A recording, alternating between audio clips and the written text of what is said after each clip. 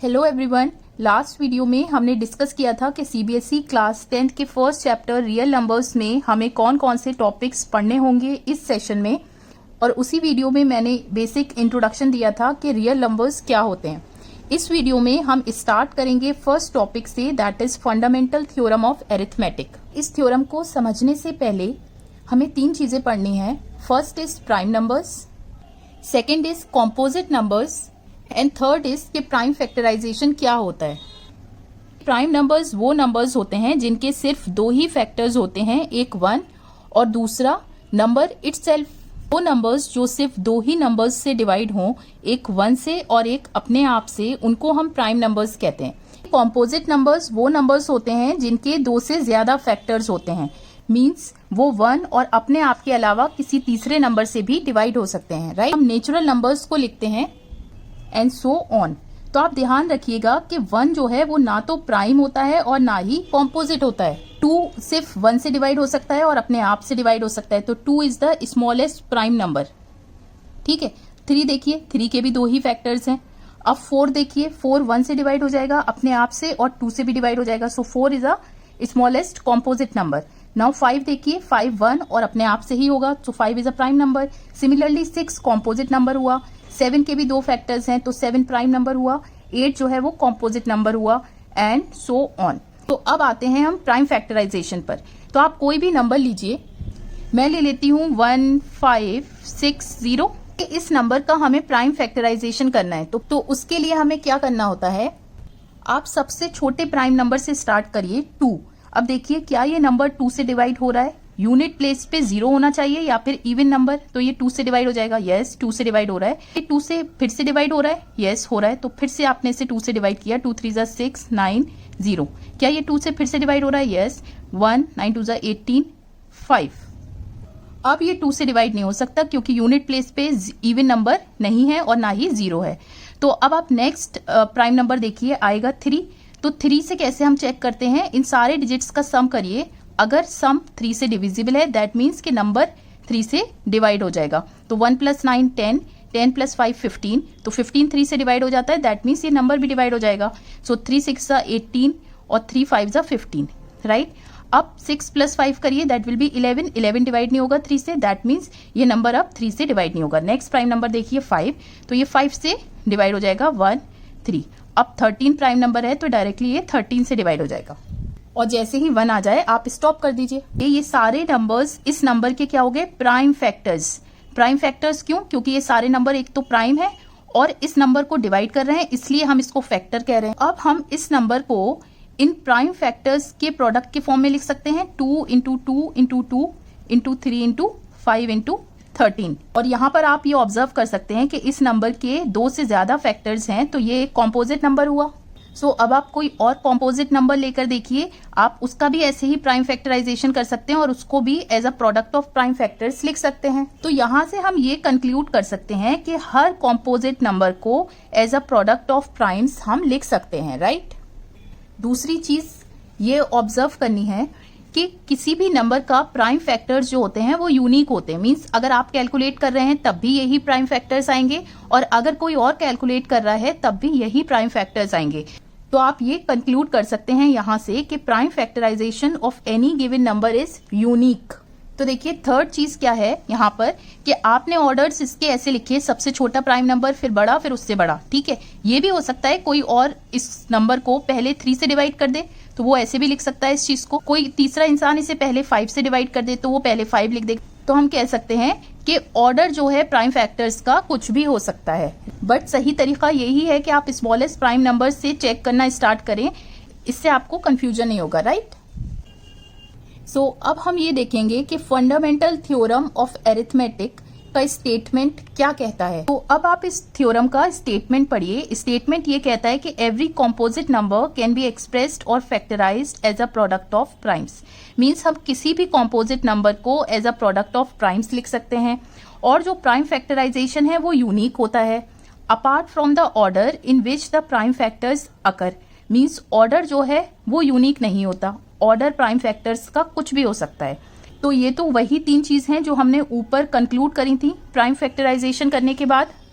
तो बस यही 3 चीजें ये फंडामेंटल थ्योरम ऑफ अरिथमेटिक हमको बताता है कि कॉम्पोजिट नंबर को as a product of primes लिख सकते हैं, और प्राइम फैक्टराइजेशन जो होता है वो यूनिक होता है, मींस फैक्टर्स हमेशा सेम रहेंगे, और ऑर्डर जो है प्राइम फैक्टर्स का वो कुछ भी हो सकता है, राइट। तो हम यहाँ से ये कह सकते हैं कि ये थ्योरम सिंपली प्राइम फैक्टराइजेशन पे बेस करती है। तो हम देखेंगे कि प्राइम फैक्टराइजेशन को आगे हम कैसे यूज कर सकते हैं इस चैप्टर में। मैं आपकी एनसीईआरटी का ही एग्जाम्पल नंबर 6 लेती हूँ। तो देखिए 6 और 20 का हम एलसीएम और एचसीएफ कैसे फाइंड करेंगे प्राइम फैक्टराइजेशन से। सबसे पहले 6 का आप प्राइम फैक्टराइजेशन कीजिए। सो 2 से डिवाइड हो जाएगा, नाउ 3 से डिवाइड हो जाएगा। So 6 can be written as 2 into 3, right.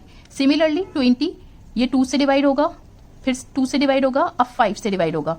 So 20 can be written as 2 into 2 into 5।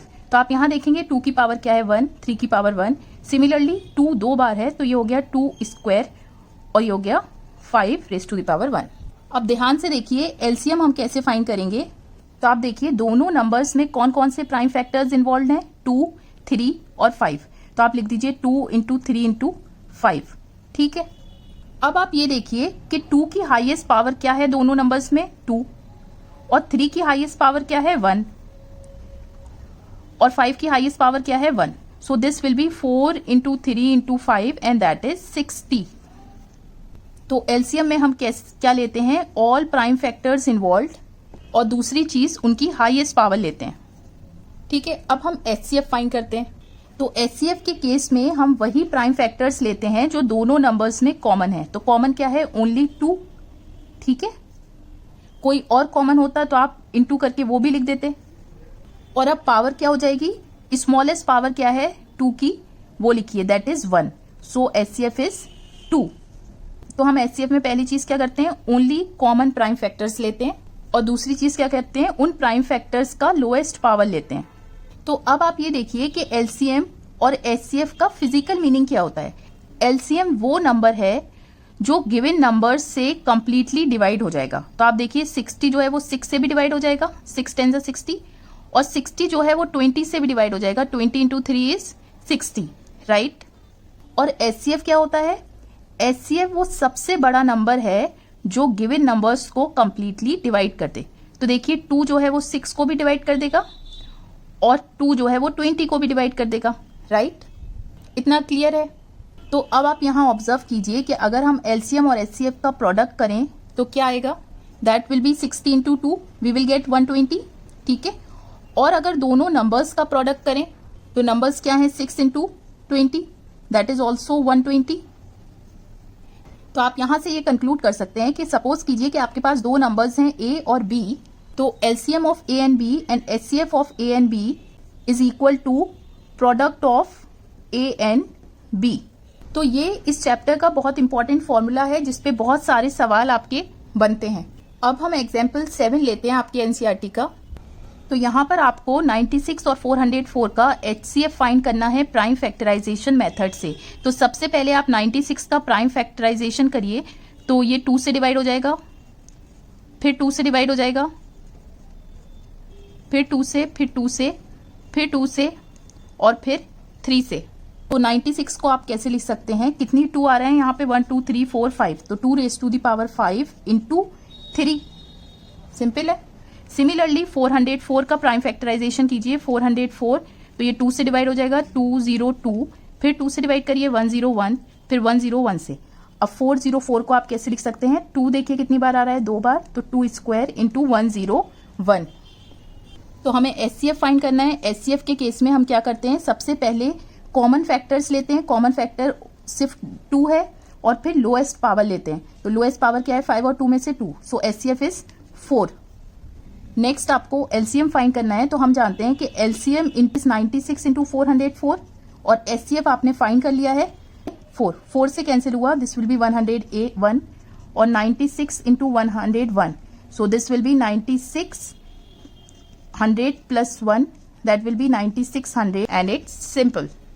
इसमें आपको इन तीनों नंबर्स का एलसीएम और एचसीएफ फाइंड करना है प्राइम फैक्टराइजेशन मेथड से। तो सबसे पहले हम 6 का प्राइम फैक्टराइजेशन करते हैं। So 2 3 3 1, so 6 can be written as 2 into 3।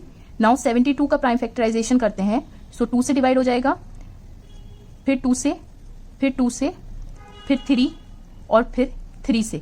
So 72 can be written as 2 कितनी बार आ रहा है 1 2 3, 2 रेज टू द पावर 3 और 3 कितनी बार आ रहा है 2, तो 3 स्क्वायर। अब 120 को कैसे लिखेंगे, प्राइम फैक्टराइजेशन कीजिए, 2 से डिवाइड हो जाएगा, दैट विल बी 60, फिर 2 से 30, 2 15, फिर 3 से 5, फिर 5 से। सो 2 कितनी बार आ रहा है 3 बार, 3 एक बार और 5 भी एक बार। तो देखिए एलसीएम के लिए हम क्या करते हैं, जितने भी प्राइम फैक्टर्स इन्वॉल्व हैं उनको आप लिखिए 2, 3 और 5 इन्वॉल्व है, तो आप लिखिए 2 इंटू 3 इंटू 5। और एलसीएम में हमें हाईएस्ट पावर लेनी होती है, तो 2 की हाईएस्ट पावर क्या है, तीनों में 3। सिमिलरली 3 की हाईएस्ट पावर क्या है, ये 1 है, ये भी 1 है, तो हाईएस्ट पावर हो गई 2 और 5 की हाईएस्ट पावर 1 है। So this will be 8। Fine करिए। तो एचसीएफ में हमें सबसे पहले कॉमन प्राइम फैक्टर देखना होता है, तो कॉमन क्या है, तीनों में 2 और आप देखिए यहाँ पर तीनों में 3 भी कॉमन है, तो आपने 3 भी लिख दिया। नेक्स्ट आपको एचसीएफ के केस में लोएस्ट पावर लेनी होती है, तो तीनों में लोएस्ट पावर क्या है 1 और 3 की लोएस्ट पावर क्या है, तीनों में 1। So this is equal to 6। Simple है। अब तो लास्ट एग्जाम्पल में हमने एक मेथड सीखा था कि एलसीएम और एचसीएफ का प्रोडक्ट जो है वो नंबर्स के प्रोडक्ट के बराबर होता है, तो हम वो यहाँ पर भी देखते हैं। हम यहाँ पर देखते हैं कि एलसीएम और एचसीएफ का प्रोडक्ट क्या आ रहा है। ठीक है, अब तीनों नंबर्स का प्रोडक्ट फाइंड करिए, दैट इज 6 इंटू दिस। तो आप यहाँ से ये कह सकते हैं कि 3 नंबर्स का प्रोडक्ट उनके एलसीएम और एचसीएफ के प्रोडक्ट के बराबर नहीं होता, राइट। ये सिर्फ 2 ही नंबर्स के लिए वैलिड है। 3 नंबर्स के लिए एक डिफरेंट फॉर्मूला होता है जो कि आपके कोर्स में नहीं है, तो हम वो डिस्कस नहीं करेंगे। नाउ अब आपका एग्जाम्पल 5 बचा और एक्सरसाइज बची 1.2 पर, जो कि बेस्ड है फंडामेंटल थ्योरम ऑफ एरिथमेटिक पर ही, जो कि मैं अपनी नेक्स्ट वीडियो में कराऊंगी। इस वीडियो में बस इतना ही रखते हैं। उम्मीद करती हूँ कि ये सब चीजें आपको समझ आई होंगी, वीडियो अच्छी लगी होगी। अगर वीडियो अच्छी लगी तो प्लीज वीडियो को लाइक कीजिए, आगे इसको शेयर कीजिए, चैनल को सब्सक्राइब कीजिए to stay in touch with more such updates. Till then take care, stay safe.